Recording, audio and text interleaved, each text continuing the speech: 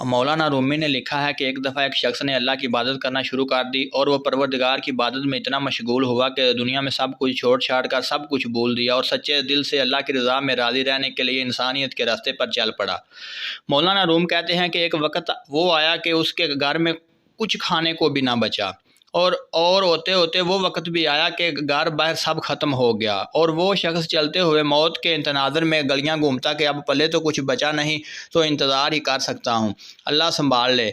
एक दिन बैठा हुआ था कि देखा उसके करीब से एक लंबी कतार में घोड़े गुजरे। उन घोड़ों की सीट सोने और चांदी से बनी हुई थी और उनकी पीठों पर सोने के कपड़े पहने हुए थे। उन घोड़ों पर जो लोग बैठे थे वो किसी शाही घराने से कम ना लगते थे। उनके सिरों पर सोने की टोपियां थी और ऐसे मालूम हो रहा था कोई बादशाह जा रहे हैं। एक शख्स के दरियाफ्त करने पर उसे बताया गया कि ये 7 गांव में एक बादशाह है, ये सब उसके ग़ुलाम हैं और बादशाह के दरबार में जा रहे हैं।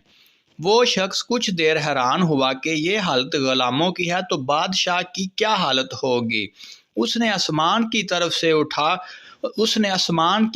से उठा कर कहा, मेरे बादशाह, मेरे मालिक, मेरे अल्लाह, शिकवा तो तुझसे नहीं करता, लेकिन इस बादशाह से ही ग़ुलामों का ख्याल रखना सीख ले।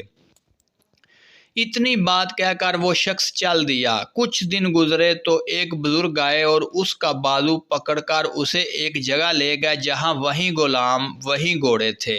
और देखता क्या है कि किसी घोड़े की टांग कटी हुई है, किसी गुलाम का धड़ घोड़े की पुश्त पर पड़ा हुआ है, किसी गुलाम के हाथ कटे हुए हैं, किसी के सर से खून निकल रहा है, कोई घोड़े को जख्मी हालत में वापस लेकर जा रहा है। वो शख्स हैरान हुआ और बुजुर्ग से पूछा, जनाब आप कौन हैं और ये सब क्या माजरा है? उस वक़्त उस बुजुर्ग ने कहा, ये वही गुलाम हैं जो उस दिन सोने में लिपटे हुए थे और आज ये एक जंग से वापस आ रहे हैं, इसलिए उनकी ये हालत है। मुझे ख्वाब में बस इतना कहा गया है कि इसे कहना बादशाहों के लिए कुर्बानियाँ देना भी इन गुलामों से सीख ले। हकीकत में हमें कुर्बानी देना आया ही नहीं, चाहे दीन का मामला सीधा करना हो, रिश्तेदारों का